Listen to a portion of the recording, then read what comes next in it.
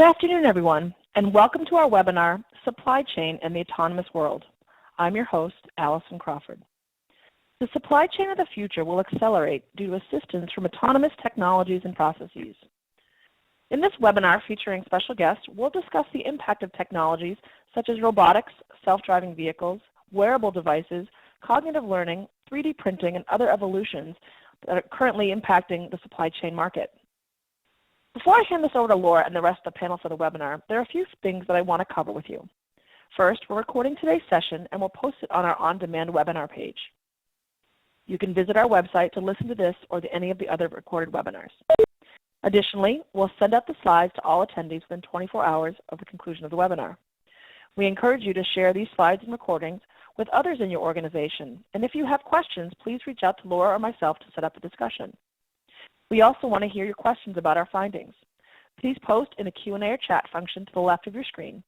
We've left time both during the presentation and the end of the webinar to address any of your questions.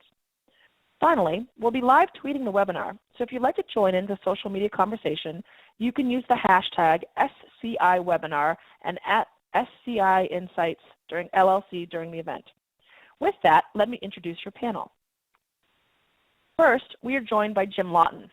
Jim has spent his career helping manufacturers tackle the supply chain's toughest challenges and transform their businesses through the application of intelligence. From leading the revitalization of struggling division of Hewlett-Packard by streamlining and optimizing the supply chain to bring breakthrough solutions to market for inventory optimization and supplier risk management, Jim has been on the forefront of significant advances in technologies that deliver immediate and long-lasting value in the supply chain. Today, as Chief Product and Marketing Officer at Rethink Robotics, Jim's focused on the next generation of industrial automation, where robots work safely in close proximity with humans and play an integral role in the optimization of the supply chain. An inaugural fellow of MIT's prestigious Leaders for Manufacturing program, Jim pens a column for Forbes.com dedicated to manufacturing innovation and is a contributor to BFusion, the online community for supply chain excellence. He's presented at the Conference Board, the Council of Supply Chain Management Professionals, CES, and South by Southwest. Is a source for business and trade press, including Bloomberg TV, Reuters, and the Associated Press, and has been recognized by Supply and Demand Chain Executive as a Pro to Know 7 times. Next up is SVP of Product and Strategy at Savvy, Andy Souders. Andy sets the product and technology strategy for the company's big data and IoT solutions. At Savvy, Souders leads hardware and software engineering, product management, data science, and support teams, resulting in 5 technology awards in the last 18 months, including IoT Product of the Year and Technology Innovation Award for Operational Intelligence. With over 25 years' experience architecting and managing advanced information system initiatives, Souders is a highly regarded technology leader with a well-earned reputation of innovating and delivering results in a rapidly changing, extremely competitive environment. Before joining Savvy, Souders was Chief Technology Officer and Vice President of Emerging Technologies at Clarity Solution Group, a data and analytics organization where he led the product development and solution strategy. Souders additionally served as Vice President Interactive at New Customer Service Companies, where he was responsible for the company's business intelligence and actuarial big data platforms. Prior to New, Souders managed the development and support of AOL's corporate and audience systems, including business intelligence systems, in a complex environment comprising 200-plus system interfaces, 16,000 daily processes, and a 20-petabyte data environment. He has his BS in Physics and Mathematics from Frostburg State University. In addition to his business and technology pursuits, Souders also coaches Little League Baseball and served as board of directors for Pedal It Out, a nonprofit dedicated to raising funds and awareness of the diverse supply chain experience. With that, without further ado, now let me hand this over to the founder and CEO of Supply Chain Insights, Laura Cesari. Laura, it's all yours. Well, thank you, Allison, and thanks to the folks on the phone. We would love to have a dialogue, not just have a one-way conversation. So please put your questions in the chat window as we go along, and we will be, as Allison said, sharing all of this material as follow-up. The autonomous world. So when we think about the autonomous world, we're thinking about seamless process that really does not require any touch from a human.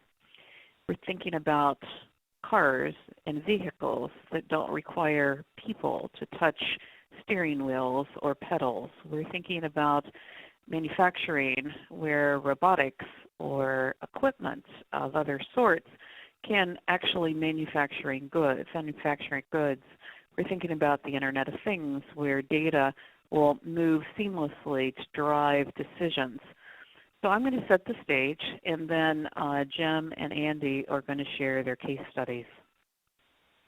So when I work with clients and we talk about the evolution to the digital supply chain, which one element of the digital supply chain is the autonomous world, people say, well, Laura, why do I need to switch? You know, I've got my best practices, I've invested in a lot of transactional systems. Why do I need to switch?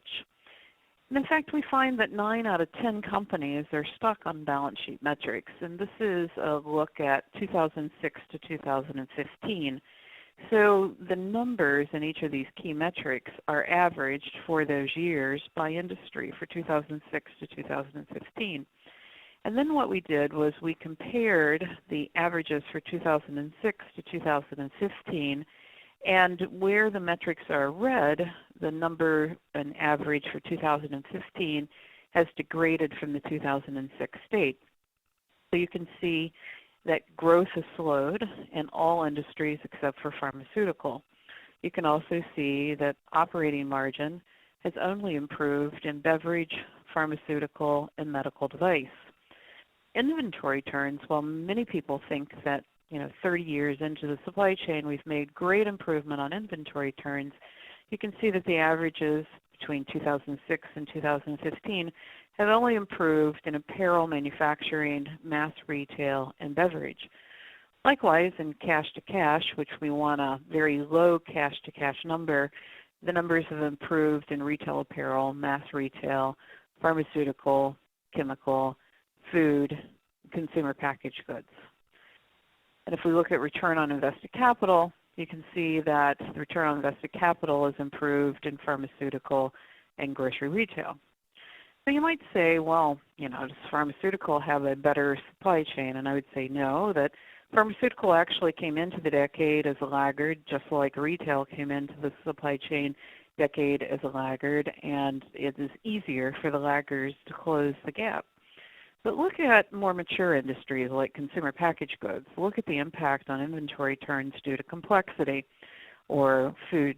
What's happening is people are trying to personalize products. We've added products to the item master, and complexity has thrown the supply chain out of balance. To drive the highest level of market capitalization, or the most improved market to tangible book value, you need to take these metrics in combination and improve them as a portfolio. Now, while people have focused on revenue per employee, you can see that the improvements in revenue per employee have not translated into operating margin. You can also see that we've made better progress on cash to cash than we have inventory turns, and unfortunately, we've elongated payables, pushing cost and waste back into the supply chain. So when we look at these numbers, I say to people, do we have best practices? Can we really hang our hats on the practices of the last 3 decades, or do we need to think about the digitization of the supply chain where things move, data moves without touching, and blow up the Excel spreadsheet ghettos and really automate analytics in new ways and embrace new technologies? Now, when we ask supply chain leaders if they wanted to describe their supply chain, what metaphors they would use, you can see that only a 33% level believe that the supply chain is working well. Instead, they want a agile, modern, fast, and aligned supply chain. And most companies are struggling because they've got a tightly integrated, efficient supply chain that is not able to embrace complexity. When we look at a deeper dive on the companies that say that their supply chain is working well, we find that they have a supply chain organization, and that typically they have manufacturing reporting through the supply chain organization, and they also have improved reliability for manufacturing. And when we look at the supply chains that are not working well, we see that there are low scores on supply chain visibility, large gaps in cross-functional alignment, often between the commercial teams and operations and finance and operations. And there's also a lack of understanding at the executive team level, and people can't get to data. And so as we think about the large gap that we have in supply chain, I think we have to think about it differently. I think we need to embrace the fact that we've invested in a decade of alphabet soup, CRM, SRM, ERP, APS, PLM, WMS, you go on, you can come up with acronyms. But these operational systems do not allow us to really move in an autonomous world. In fact, they are transactionally based systems that require lots of touches. And we have workforce productivity tools that have been really driven by Microsoft and others that allow us to work with desktops. We're seeing the improvement in our ability to move hands-free through an analytics layer that's actually coming into the supply chain in between what I call alphabet soup and workforce productivity tools to allow us to sense, to think, to act. The traditional supply chain is slow and cumbersome, and it doesn't sense, and it works by batch processes. And as we think about this movement on analytics from descriptive analytics where we can see things either through portals or visualization tools like Click or Tableau or Spotfire, or the predictive analytics which we have built into planning systems or our systems in transportation or warehouse management, which are really based upon linear optimization or some level of predictive analytics on algorithmic thinking, and we merge it with prescriptive analytics and cognitive analytics, we're getting into machine learning.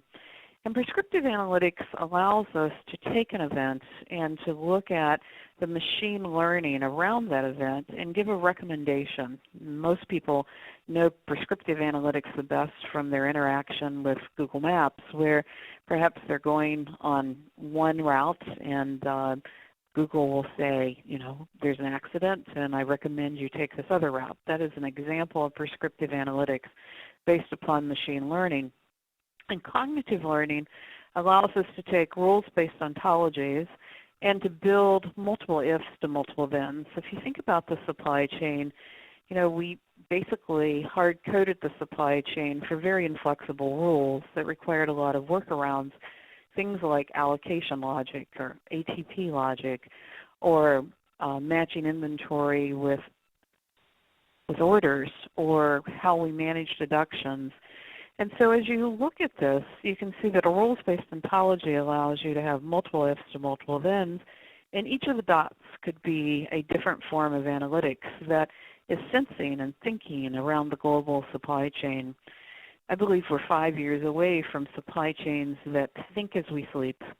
And I also think that the combination of sensors, as we move sensors to sense at the edge, we can do things like drive automated replenishment. This is a case study on the Internet of Things on streaming data from a presentation that we had from Chris Clowes last year on the automation of the Costa Coffee experience in the UK, where the barista machine is actually driving replenishment hands-free. Now, this is difficult for a lot of organizations because they want to touch the data. But in this case, the barista machine is actually sending the signal for replenishment. And at a coffee shop, what's difficult to keep in stock are usually the flavors or the small candies. And so this is allowing Costa Coffee to see a real-time signal and drive automated replenishment. Now, when we think about automated replenishment and we think about visibility, we've got to really come to the grips with the fact that we've primarily automated the enterprise. When we look at what's important in visibility and current levels of performance, you can see that manufacturing within the company, we have a high level of visibility and not a big gap.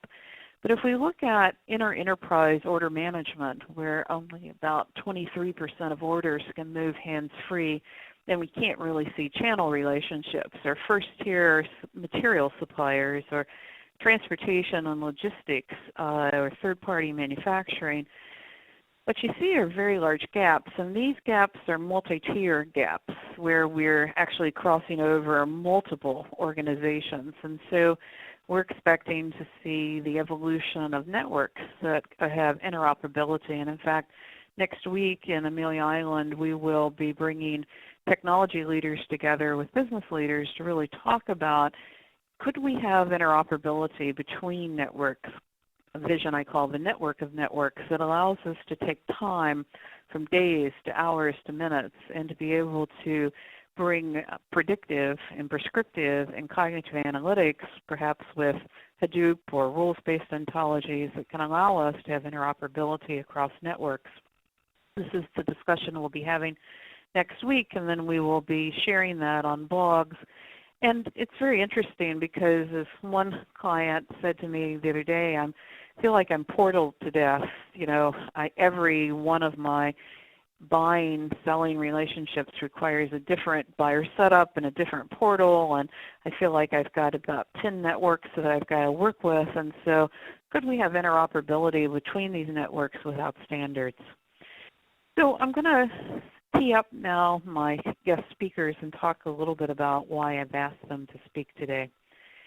When we did our Global Summit last year, and we're about ready to launch our Global Summit agenda for this year, and I'm very excited about it. It will have a focus on our Supply Chains to Admire work that we'll be launching in June, but it'll also have case studies on making the digital pivots. It'll have case studies on 3D printing and biomolecular genetics, molecule development. It'll have a robotics presentation. It'll have 2 presentations on the network of networks. When we ask people how they're thinking about the digital supply chain and where they're investing, you can see that the highest spending currently is really focused on analytics. And that spending on analytics as we move to prescriptive and cognitive analytics will continue through 2020. But then the investment in analytics will probably taper off, and we'll start to look at the confluence of the Internet of Things, 3D printing, robotics, and I would also add this year the collaborative economy, and perhaps other forms of new technologies, along with social application platforms, to look at how we can merge the autonomous supply chain to power the digital supply chain. So, Jim, with that, do you want to tell us a little bit about the robotics story and how you see robotics actually moving and driving the digital supply chain through the autonomous world? Yeah, absolutely. Thanks, Laura. So let's talk a little bit about robots. I'm going to talk about the role they're playing today, the role they're playing tomorrow, how I see this changing over the next several years. Generally, when I talk to people about robots, I usually find most people today have one of a couple of different perspectives. Either robots have been around for 50 years, they haven't really changed all that much over the last 20, there isn't really anything new here, so that's one of the perspectives that I see pretty commonly. The other perspective is these robots are going to very soon be doing everything for us. We're on this path to singularity and the destruction of humankind. It's, you know, Terminator meets 2001: Space Odyssey, and you know, the world's going to collapse. My perspective is that both of these are actually not true by a pretty long shot. But what I do expect is that over the next several years, we are going to see a very profound change in how we organize our factories. So how we organize our distribution warehouses, how we organize our manufacturing and supply chains, and that the implications on our supply chain overall, both from a physical perspective, we're going to be able to be automating things that we haven't been able to automate in the past, but also from a data and from a cognitive perspective, as Laura was talking a little bit about earlier. And the reality is this is not 20 years away. It's not 3 to 5 years away. You know, this sort of changes, this transformation that I think we're definitely at the front end of, but it is absolutely already started. Every major high-tech manufacturer that I talk to, most major automotive makers, many of the tier 1 automotive suppliers are already experimenting with and deploying different kinds of robots, doing different kinds of tasks, things that they haven't haven't ever been doing in the past. So what I want to do is kind of walk through some of what I'm seeing. I'm going to get a video started here. I'm going to start with this picture of, hopefully it'll pop up on the screen here. There we go. So what you're looking at now, this is actually Leonardo da Vinci drew plans for a mechanical man that he referred to actually way back in 1495. So I mean, this notion of robotics has been around for quite some time. The word itself, robot, was actually used for the first time in 1920. And since then, we've been seeing it in movies and at world fairs and you know, a bunch of different places ever since then for almost the last 100 years or so. So of course, I have to show you a couple of my favorite robots. You know, as a robot guy, that first one that just went by was Rosie from the Jetsons, if you remember that. And of course, the next one we've got coming up is the Terminator. So Arnold Schwarzenegger and his movies is one that comes up. Then, of course, my personal favorite is R2-D2. Have just come from the most recent Star Wars movie not too long ago. But what you're looking at now, so the history of robots from a work point of view actually started in the 1960s. So this is a robot called Unimate. General Motors installed it, and they did it to unload heavy die-cast parts and then weld them onto automobile frames. That was the earliest example of a robot being applied in a manufacturing and a production kind of environment. This video that you're looking at now, you might recognize this from the I Love Lucy show. The earliest robots were designed to replace humans doing things that were boring, like rolling candies up into little plastic things and getting ready to be put into boxes. And those robots are and will continue to be very effective at increasing productivity in high volume single product kinds of environments like that chocolate factory. If you look at the video that you're seeing now, there are also a lot of robots doing things that frankly are just dangerous for humans. In this case, again, spot welding on an automotive line. But the reality is, despite all of that, so this is from the early 1960s through to today, we've deployed all of these robots in manufacturing, and yet we're still in a situation where more than 90% of the tasks in factories today aren't automated. And they either can't be automated because it's physically not possible, or it's not practical, or it's not economical to be able to deploy a very traditional kind of robot in the 90% of tasks that we have in environments today. So the net is, if we want to be able to take this to the next level, we're going to need a different kind of robot. Deloitte has estimated that by 2025, there are going to be 2 million unfilled manufacturing jobs. On average, it takes longer to fill a manufacturing job. The average age of a manufacturing worker is 58 years old. Millennials, generally speaking, don't like manufacturing jobs. Actually, I had a plant manager tell me not too long ago, forget about skilled labor. I would take any labor. So companies that are just struggling to be able to onboard and maintain and onboard people in manufacturing jobs. On top of all of this, consumers want more variety. I want what I want when I want it, and I want it in blue today, and I want it in red tomorrow. And existing robots are just too inflexible. Advances in technology, though, are now putting us in a position where we can build robots that, quite frankly, wouldn't have been possible 5 years ago.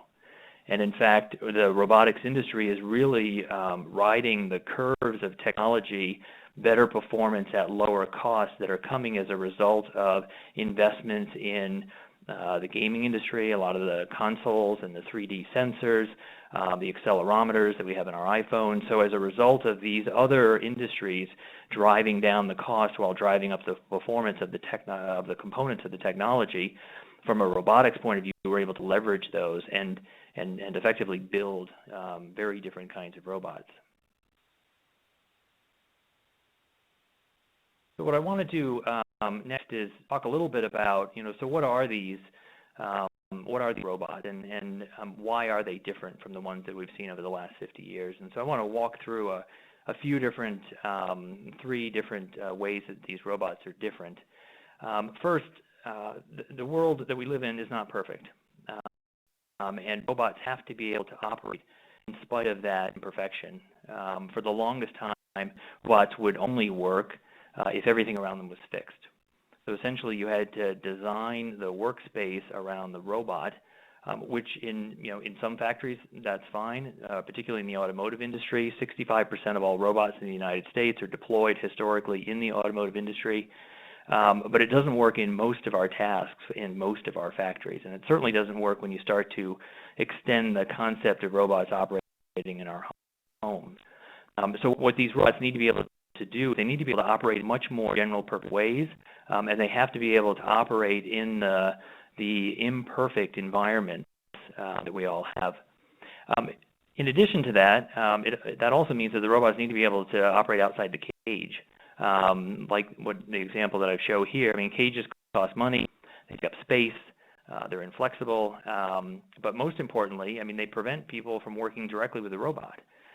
In a lot of traditional robots, if you get in the way of the robot, you can get hurt, and there are a lot of examples of of that happening. So there have been safety mechanisms like the cage that has been created to be able to protect people from the robot.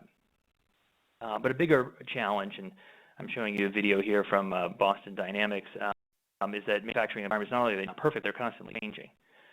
So what if something bumps into the robot, or what if the parts that you're pulling from are coming on a cart that has wheels and it's not in the same place every time? In this case, what you're seeing is a clip from Boston Dynamics and their Atlas robot. If somebody bumps into something or changes the process in the middle, it needs to be able to continue to operate. In this video that you have in front of you now, the robot has been trained to take the powder out of the yellow bucket and put it into the green bucket. But what if the robot has been shown how to do that task, but then the environment is shifting, like the bowl has moved, or the lamp has been put in the way, or the roll of paper towels? I mean, these are examples of the kinds of variability and the kinds of imperfections that exist in most of our factories. And frankly, they exist in most of our everyday lives. So the same kinds of things are going to have to happen. Robots are going to need to be able to accommodate these imperfections, not only in our factories, but ultimately in our homes and other places where we choose to use them. The video that's just starting now, so these are well plates used in the pharmaceutical and medical industries. And here you see a robot moving the well plate from one spot to another. And you can see the yellow background there really just to highlight where it is. And so the robot's able to very successfully navigate picking it up from a spot and putting it in the right spot. Humans do this task all day long in real manufacturing environments, and they also are able to accommodate, like the robot is here. What if I pick it up from a spot that's not exactly right? So right now you're looking at it's twisted, it's a half a centimeter off one direction or the other. And the reason it's able to continue to perform that task is that it's performing the task in much a way that a human would do it. The precision on that second place location where the well plate was going is only about 100 microns, I mean barely the thickness of a human hair, and yet humans are able to do that over and over and over again. We do it through muscle memory, but we also do it by catching an edge, feeling when we're there, and then sliding it into position. So now we have robots that are able to leverage sensors that they have on board to be able to effectively do the same thing. Feel that they're there, allow the arm to flex, much like our arms flex. So when we bump into something, it's not like a rod hitting another immovable object. There's a certain amount of springiness in our arms. The robots today are built with springiness in their arms, so they're able to flex in much the same way. In this case here, what you're looking at is a circuit board being simulated going into an in-circuit tester.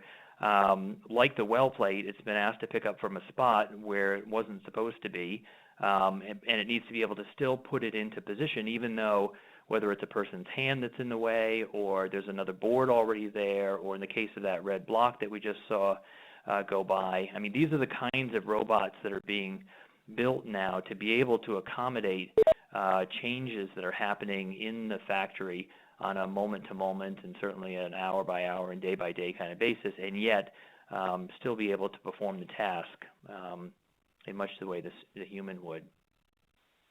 The second area that these robots are different is robots are getting much smarter. So robots over the years have not been known for being particularly smart. I mean, you program a robot to perform a series of steps, and it performs those steps. Now you can build in things like if then else statements, but essentially the robot is executing a program. And so it will do what it has been programmed to do a priori. And so it's not a kind of smart device.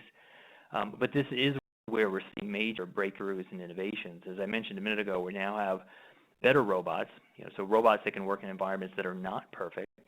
And the automation of this physical task and the ability for robots to do that is innovating very rapidly.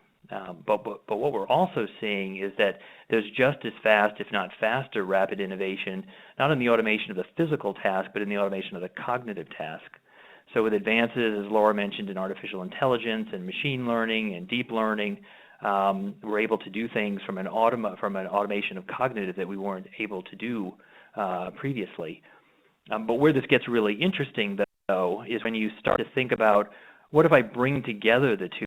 So I have new ways of automating the physical with new ways of automating the cognitive.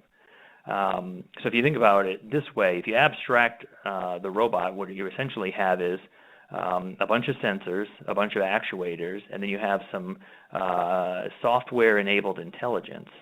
And in many ways, those robots are a lot like what our factories look like, which are sensors and actuators and software-enabled intelligence, all of the alphabet soup that Laura referred to earlier on.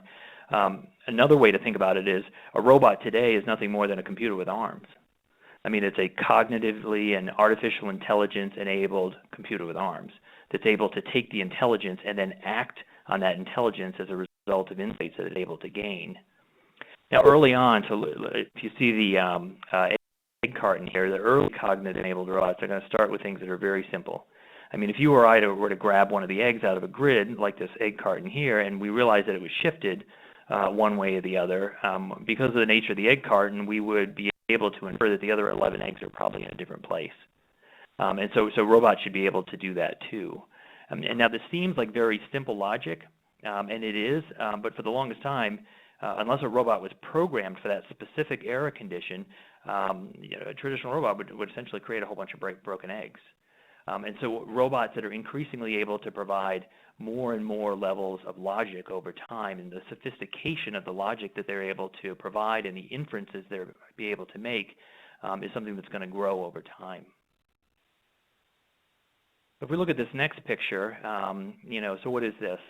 Obviously it's a really nice car, but another way to look at it is it's an Eldercare robot.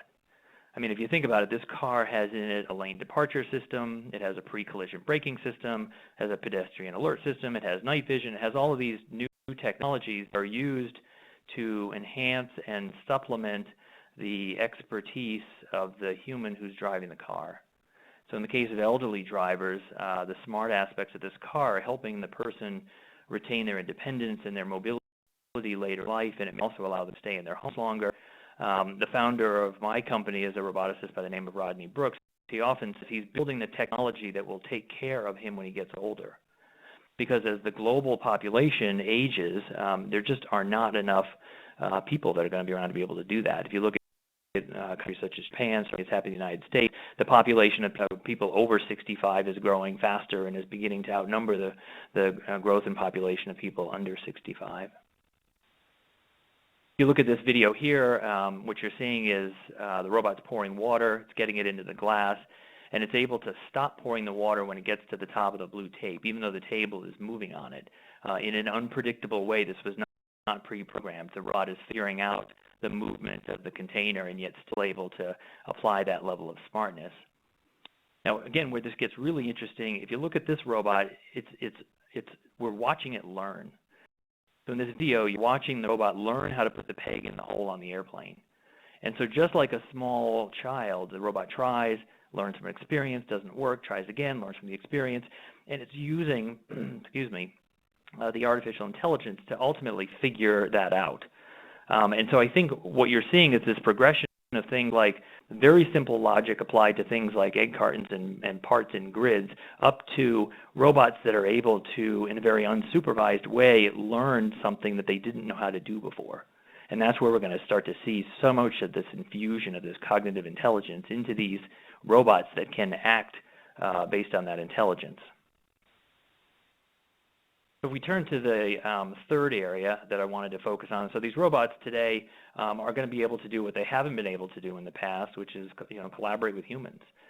When you get the cage out of the way. And this is really the last point that I wanted to make. For the vast majority of robots, traditionally, the way that you get the robot to do something is by having an expert program it.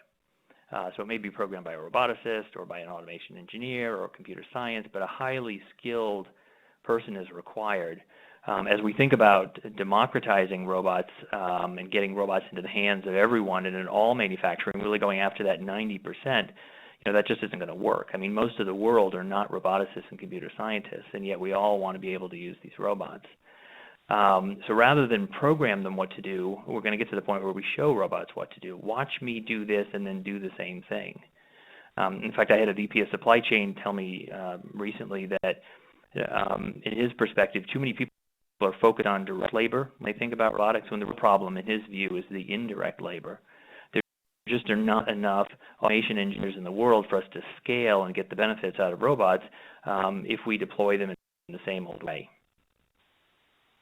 What you're looking at in this video, so as I mentioned earlier, we have robots today whose arms are made out of springs and also have sensors. Laura talked about the role that sensors are going to play in these factories of the future. If you look at the person on the right-hand side of this video moving the arm, the robot is feeling the force of that movement in all of the joints within its arms as a result of those force sensors. What does that do for us? What it does is it allows us to interact with humans and perform tasks in ways that are more like the way that a human would perform that same task. So it is able to do a human scale task, and because it's able to do it in a way that is a lot more like what a human would do, it means that the human can relate to the creation of that task and showing the robot how to perform that task much more so, because it's operating in a way that's much more consistent with the way that the person would operate as well. If you look at this picture here, we also need robots that people are comfortable to be around, robots that we can trust. The robot that you're looking at here uses anticipatory artificial intelligence and uses that in its head and its eye position to indicate where the robot is about to move to give the person around it a greater level of comfort. So for example, right now I've got a soda can in front of me. If I were to reach to try to take a drink out of the soda can, my eyes would look at it momentarily before, a moment or two before my hand actually reached for it. And I'm unconscious I'm doing it, and if you were here sitting with me, you might not be conscious that I'm doing it either, but I'm sending a subconscious signal that's saying my arm is about to move. And then when you see my arm move, you're generally not surprised or uncomfortable as a result of it, because my eyes have signaled already that you're about to, you should expect motion from me, and in this case, the motion of my hand to go grab the soda. Hey, Jim, this is really awesome. Can we switch gears now and hear from Andy, and then we'll come back? Any last-minute things you want to say before we switch to Andy? No, I don't think so. I think this is, I think this is a very exciting time in, in robotics. We're seeing robots learn from each other, robots that learn from people.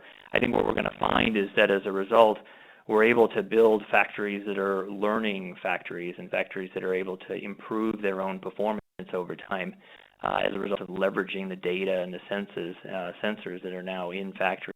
And the next several years to 10 to 20 years are going to be a pretty exciting time for supply chain. I agree. In fact, I love the presentation. Yep, I love the presentation that we had at last year's summit, where we talked about the digital manufacturing vision of Jabil, where they had a lot fewer factories that were dispersed around the world that were automated.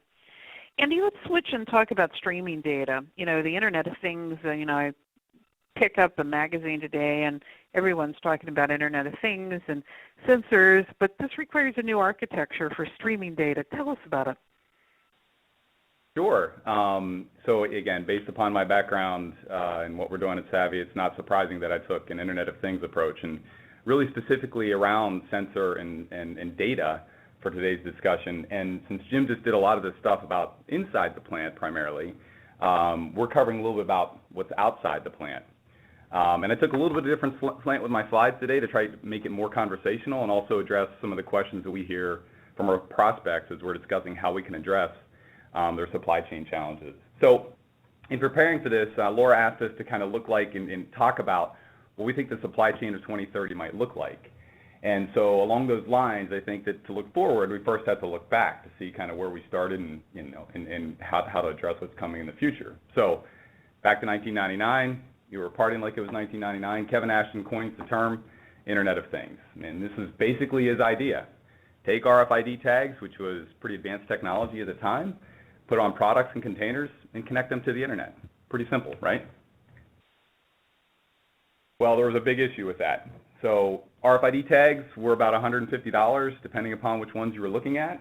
Data plans were $10 per megabyte, not per gigabyte, per month.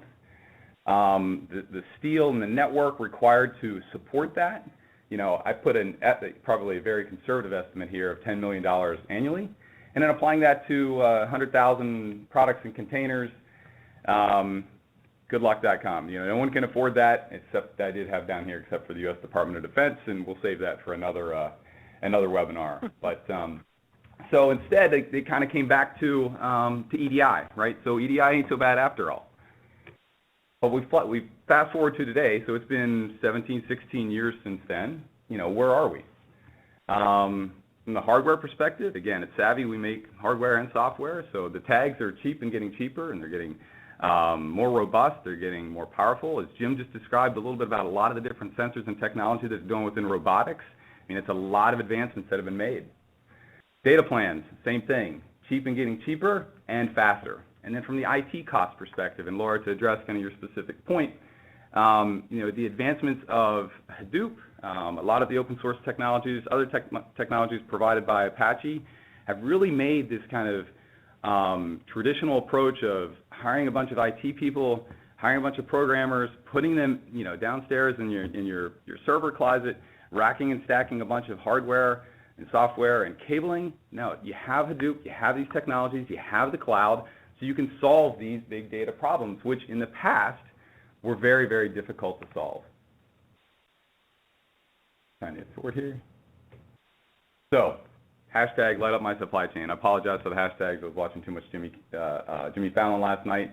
So really, what does it take? What is the architecture, the kind of reference architecture of the future look like around the Internet of Things, and specifically as it applies to supply chain visibility?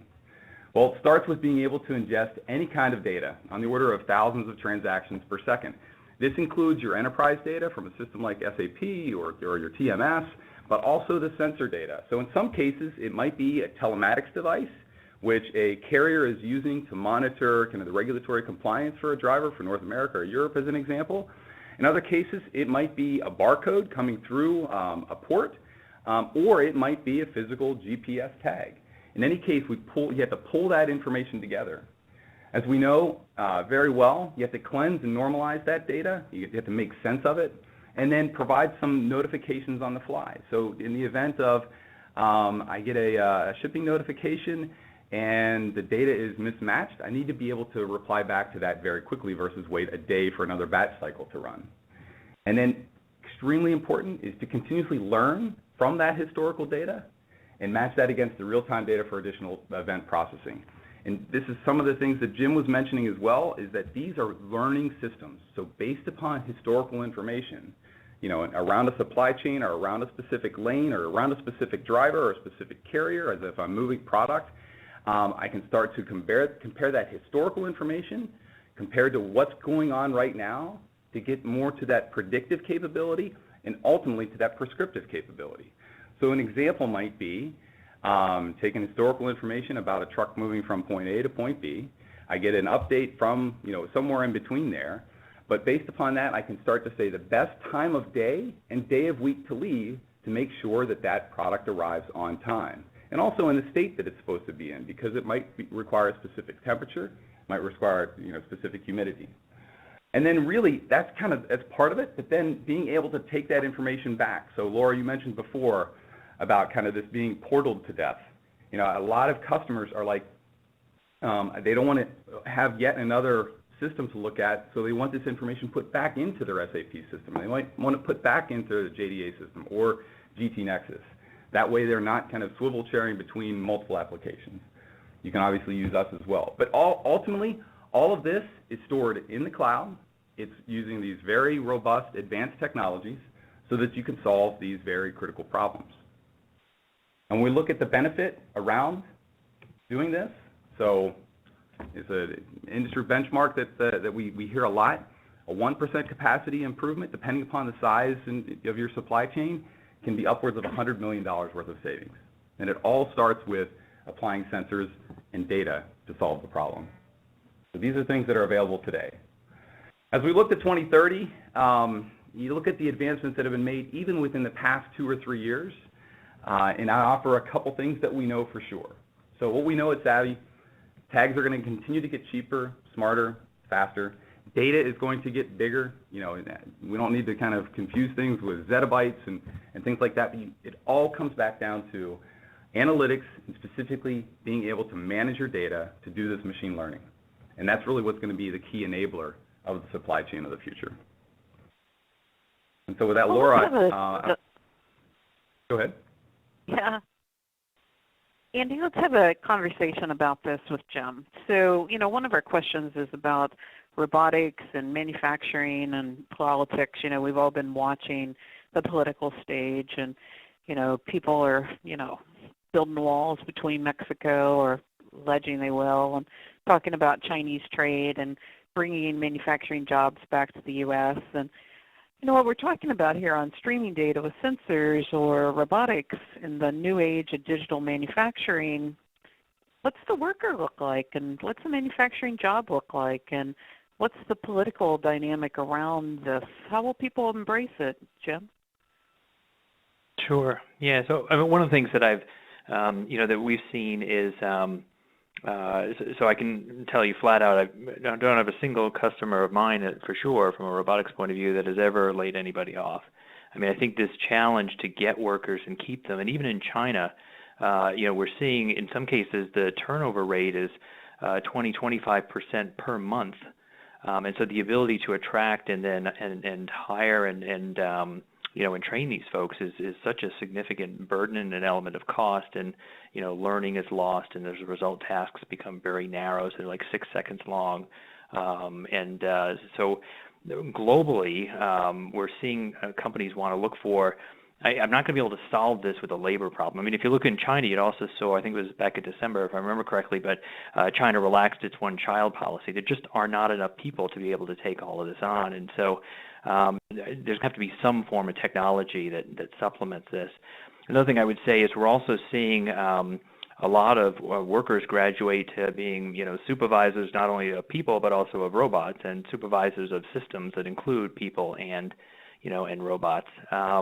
The last comment I would make on that topic, though, is really one of, I mean, for years we've seen, you know, new technology drives productivity growth drives an increase in standard of living. If you go back 100 years, the majority of jobs in the world were farming jobs. We added technology. Now we can provide ourselves with food to eat, and it doesn't require as many people to do that work, and so we do other things. 100 years from now, there's going to be some other set of jobs that none of us could actually sit here and name that will get enabled and be part of our future at that point. And so this idea of there's going to be some job destruction, there's going to be some job creation, and we're just not yet there. I mean, I can actually give you a list. There was a study in Oxford University did in 2013 that listed these are the jobs that are most likely going to be automated, not only physical tasks but cognitive tasks.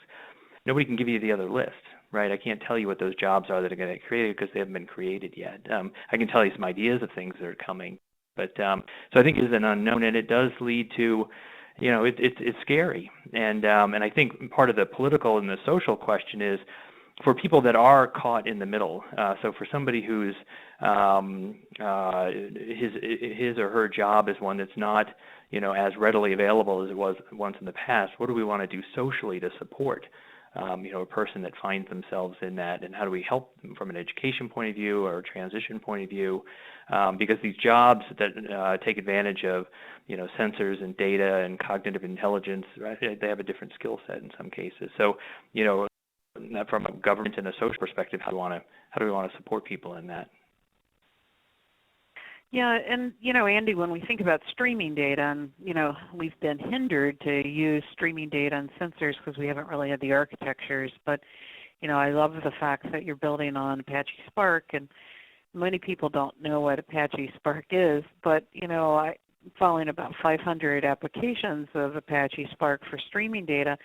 I think that the streaming data and the Internet of Things really helps us to address waste and to be able to be more effective with materials, whether it's trucks on telematics or better ETA or more effective cold chains or power generation or replenishment with zero waste. I think about Internet of Things and streaming data as reduction of waste. What do you think about?